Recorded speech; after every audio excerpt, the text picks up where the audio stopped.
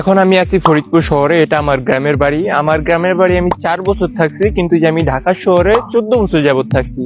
তার জন্য আমি এতটুকু জানি ঢাকা শহর এবং গ্রামের মধ্যে পার্থক্যটা কি।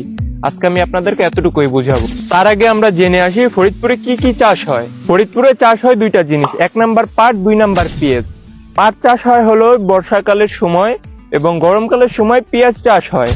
আমরা প্রথমে কথা বলবো পেঁয়াজ নিয়ে। এদের এই পেঁয়াজের ফসলটা উঠাতে 4 মাস সময় লাগে। এই 4 মাস পর্যন্ত এরা এই টাকাটা ফসলে বিনিয়োগ করে। 4 মাস ফসলে বিনিয়োগ করার পরে এত কষ্ট করে পেঁয়াজটা উঠিয়ে যখন বাজারে বিক্রি করতে যাবে 100% লাভ হবে, এরাও এতে শিওর নয়। এবার আসা যাক পাটের ফসল। পাটের ফসলে এদের কষ্ট হয় 6 মাস।